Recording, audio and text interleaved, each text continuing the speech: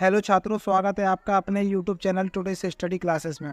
छात्रों, आज हम एट ग्रेड अभ्यास पुस्तिका कक्षा 7 विषय विज्ञान का अध्याय नंबर 3 करेंगे, जो कि ऊष्मा के बारे में है। छात्रों, इस अध्याय में लर्निंग आउटकम 702, 704, 706, 708 और 716 समाहित है। तो चलिए छात्रों, इस अध्याय के प्रश्न उत्तर करते हैं।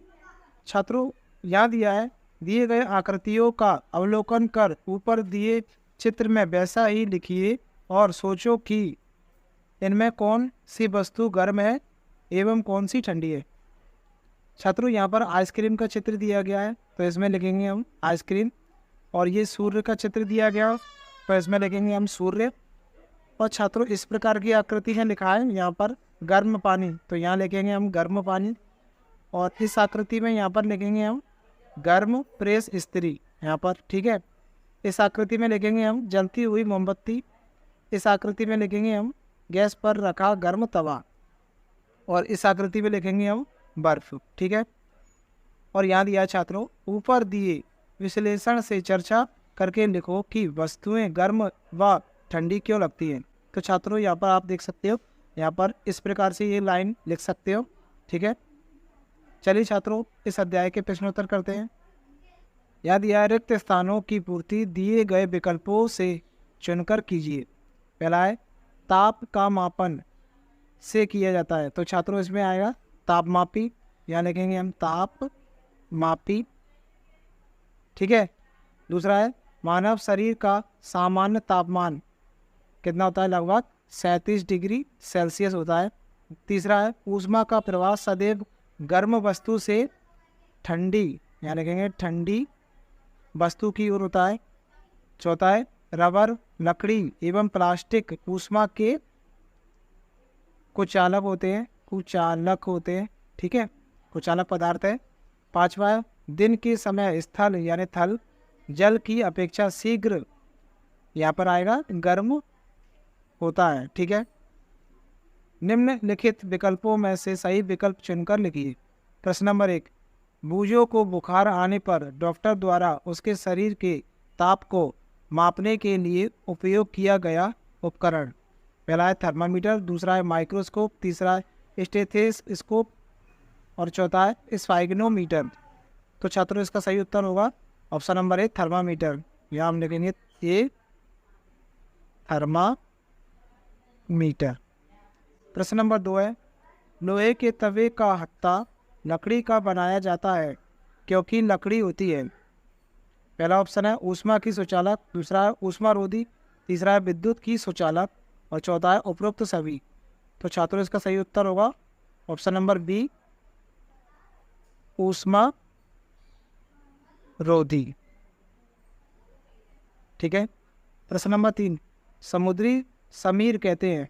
पहला ऑप्शन है समुद्र की ओर से आने वाली वायु को, दूसरा है समुद्र की ओर लौटने वाली वायु को, तीसरा है विकल्प ए एवं बी दोनों सही है, चौथा है दोनों सही नहीं है। तो छात्रों, इसका सही उत्तर होगा ऑप्शन नंबर ए, ठीक है, समुद्र की ओर से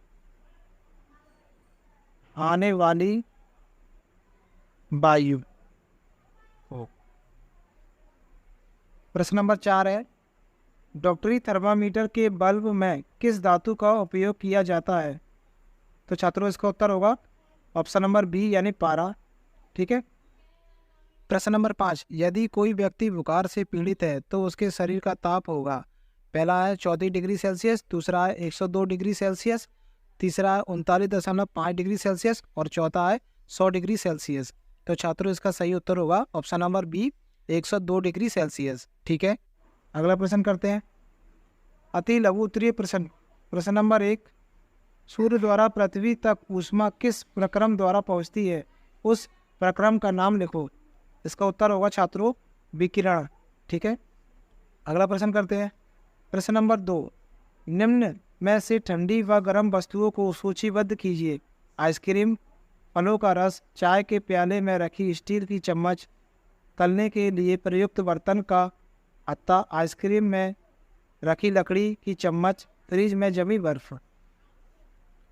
इसका उत्तर है छात्रों ठंडी वस्तुएं, आइसक्रीम, फलों का रस, फ्रिज में जमी बर्फ़, ठीक है। और गर्म वस्तुएं होंगी, चाय के प्याले में रखी स्टील की चम्मच, तलने के लिए प्रयुक्त बर्तन का हत्था, ठीक है। प्रश्न नंबर 3 है, डॉक्टरी तापमापी का परिसर लिखिए। इसका पहला प्रश्न है सेल्सियस स्केल, दूसरा है फ़ारेनहाइट स्केल। इसका उत्तर है पहले का, सेल्सियस स्केल में डॉक्टरी थर्मामीटर का परिसर 35 डिग्री सेल्सियस से 42 डिग्री सेल्सियस है। दूसरा है फ़ारेनहाइट स्केल में डॉक्टरी थर्मामीटर का परिसर 94 से 108 फ़ारेनहाइट है, ठीक है। प्रश्न नंबर 4, ऊष्मा चालक को परिभाषित करते हुए उदाहरण दीजिए। उत्तर है ऊष्मा चालक लोहा, तांबा, एल्यूमिनियम। ऊष्मारोधी क्या होते हैं? लकड़ी, रबड़, प्लास्टिक, ठीक है छात्रों। प्रश्न नंबर 5 है, ऐसे पदार्थ जो ऊष्मा का स्थानांतरण नहीं करते उनको परिभाषित कर उदाहरण सहित लिखिए। इसका उत्तर है जो पदार्थ अपने से होकर ऊष्मा को आसानी से नहीं जाने देते हैं उन्हें ऊष्मारोधी कहते हैं। उदाहरण प्लास्टिक, लकड़ी। अगला प्रश्न करते हैं, लघु उत्तरीय प्रश्न। प्रश्न नंबर 6, क्या डॉक्टरी थर्मामीटर के स्थान पर प्रयोगशाला थर्मामीटर का उपयोग कर सकते हैं? इसका उत्तर है डॉक्टरी थर्मामीटर को केवल मानव शरीर का ताप मापने के लिए डिज़ाइन किया गया है। प्रश्न नंबर 7 है, डॉक्टरी तापमापी के स्थान पर अब अंकीय डिजिटल थर्मामीटर का उपयोग क्यों अधिक किया जाने लगा है? लिखिए। इसका उत्तर है तापमापी में पारे के प्रयोग में विषय में अनेक चिंताएं हैं। पारा एक विषाक्त पदार्थ है, यदि तापमापी टूट जाए तो इसका निपटान अत्यंत कठिन है, इसलिए अंकीय तापमापी का उपयोग अधिक होता है। प्रश्न नंबर 8 है, गर्मी की ऋतु में सफ़ेद रंग के कपड़े एवं सर्दियों की ऋतु में गहरे रंग के कपड़े पहनना क्यों सुखद लगता है? इसका उत्तर है हल्के रंग के कपड़े गर्मियों में प्रकाश को अवशोषित नहीं करते एवं गहरे रंग के कपड़े प्रकाश को अवशोषित करते हैं।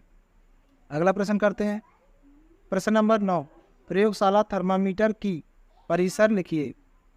उत्तर है प्रयोगशाला तापमापी का परिसर -10 डिग्री सेल्सियस से 110 डिग्री सेल्सियस होता है, ठीक है छात्रों। अब करते हैं हम दीर्घ उत्तरीय प्रश्न। प्रश्न नंबर 10 है, ऊष्मा चालन व ऊष्मा संवहन प्रक्रम को उदाहरण सहित लिखिए। इसका उत्तर है ऊष्मा चालन किसी पिंड के अंदर सूक्ष्म विसरण तथा कणों के टक्कर के द्वारा जो ऊष्मा का अंतरण होता है उसे ऊष्मा चालन कहते हैं। उदाहरण हुआ ऊष्मा संवहन किसी अधिक गर्म पिंड से किसी अधिक ठंडे पिंड में ऊष्मा के पारगमन को ऊष्मा अंतरण कहते हैं, ठीक है छात्रों। तो प्रश्न नंबर 10 का उत्तर आप इस प्रकार से लिख सकते हो। अगला प्रश्न करते हैं, प्रश्न नंबर 11 है, अधिक सर्दियों में आप एक मोटे कंबल या एक के ऊपर एक जुड़े दो पतले कंबल में से किसका चुनाव करेंगे? इसका उत्तर है सर्दियों में हम एक के ऊपर एक जुड़े दो कंबल का चुनाव करेंगे क्योंकि यह ऊष्मारोधी होते हैं और हमें ठंड से बचाते हैं, ठीक है। प्रश्न नंबर 12, डॉक्टरी थर्मामीटर का नामांकित चित्र बनाकर संरचना का वर्णन कीजिए। इसका उत्तर है डॉक्टरी थर्मामीटर में एक लंबी, बारीक तथा एक समान व्यास की कांच की नली होती है। इसके एक सिरे पर एक बल्ब होता है। बल्ब में पारा भरा होता है। बल्ब के बाहर नली में पारे की एक पतली चमकीली धारी होती है। और छात्रों यहाँ पर आप डॉक्टरी थर्मामीटर का एक इस प्रकार से चित्र बना सकते हो, ठीक है। अगला प्रश्न करते हैं, प्रश्न नंबर 13, डॉक्टरी थर्मामीटर का उपयोग करते समय हमें कौन कौन सी सावधानियां रखनी चाहिए? इसका उत्तर है पहला पॉइंट है डॉक्टरी थर्मामीटर को उपयोग से पहले किसी एंटीसेप्टिक घोल का उपयोग करना चाहिए। दूसरा है उपयोग से पहले पारे का तल 35 डिग्री सेल्सियस से नीचे होना चाहिए। तीसरा है थर्मामीटर का उपयोग करते समय इसे बल्ब से नहीं पकड़ना चाहिए। अगला प्रश्न करते हैं। प्रश्न नंबर 14, जल समीर एवं थल समीर का चित्र सहित वर्णन कीजिए। जल समीर, समुद्री तटीय क्षेत्रों में दिन के समय जल से थल की ओर चलने वाली स्थानीय पवनों को जल समीर कहते हैं। और थल समीर क्या होता है? समुद्री तटीय क्षेत्रों में रात्रि के समय थल से जल की ओर चलने वाली स्थानीय पवनों को थल समीर कहा जाता है। और छात्रों, यहाँ पर आप जल समीर का इस प्रकार से चित्र बना सकते हो और यहाँ पर थल समीर का इस प्रकार से चित्र बना सकते हो। ठीक है, अगला प्रश्न करते हैं। प्रश्न नंबर 15 है, काला पॉलिश किए पात्र एवं श्वेत पॉलिश किए पात्र में पानी भरकर दोपहर में 2 घंटे रखने पर किस पात्र का पानी कम गर्म होगा एवं क्यों? इसका उत्तर है, काला पॉलिश किए पात्र का पानी अधिक गर्म होगा तथा श्वेत पॉलिश किए पात्र का पानी कम गर्म होगा, क्योंकि गहरे रंग के पृष्ठ अपेक्षाकृत अधिक ऊष्मा अवशोषित करता है। प्रश्न नंबर 16, क्या ऐसे भवनों का निर्माण संभव है जिसमें मौसम के अनुसार प्रभाव ठंडा या गर्म ना हो? उत्तर है, हाँ, ऐसे भवनों का निर्माण संभव है। भवन निर्माण में खोखली ईंटों का उपयोग किया जाए जिससे उनके बीच वायु की एक परत बंद हो जाए। ठीक है, अगला प्रश्न करते हैं। छात्रों, आप करेंगे हम प्रोजेक्ट 1। अंकीय डिजिटल थर्मामीटर की सहायता से अपने 10 मित्रों के शरीर का तापमान नोट कीजिए। तो छात्रों, यहाँ पर आपको अपने 10 सहपाठियों के नाम लिखना है और डॉक्टरी थर्मामीटर से उनके शरीर का टेम्परेचर यानी तापमान को नाप कर लिखना है। तो छात्रों, इस प्रश्न को आप इस प्रकार से लिख सकते हो। ठीक है, अगला प्रश्न करते हैं। प्रोजेक्ट 2, किसी डॉक्टर या अपने निकट के किसी स्वास्थ्य केंद्र पर जाइए। डॉक्टर को किसी रोगी का ताप मापते हुए देखिए। यह जानने का प्रयास कीजिए कि तापमापी का उपयोग करने से पहले उसे किसी द्रव में क्यों डुबोते हैं। इसका उत्तर है, तापमापी का उपयोग करने से पहले इसे रोगाणु रोधक द्रव में डुबोया जाता है। दूसरा प्रश्न है, तापमापी को जीव के नीचे क्यों रखते हैं? क्योंकि ताप वृद्धि के कारण पारा प्रसारित होता है। अगला प्रश्न है, शरीर का ताप मापने के लिए तापमापी को मुंह के अतिरिक्त क्या शरीर के किसी अन्य भाग पर भी रखा जा सकता है? इसका उत्तर है, तापमापी को मुंह के अतिरिक्त जीभ के नीचे बगल में रखा जाता है। अगला प्रश्न है, शरीर के विभिन्न भागों का ताप समान है या अलग अलग है? इसका उत्तर है, शरीर के विभिन्न भागों का तापमान अलग अलग होता है। ठीक है छात्रों, तो छात्रों, अध्याय नंबर 3 के प्रश्नोत्तर को आप इस प्रकार से लिख सकते हो। छात्रों, वीडियो पसंद आई है तो वीडियो को लाइक और चैनल को सब्सक्राइब जरूर कीजिएगा। साथ ही साथ घंटी के बेल आइकन को भी दबा दीजिएगा जिससे अगली वीडियो का नोटिफिकेशन आप तक सबसे पहले पहुंचे। धन्यवाद छात्रों।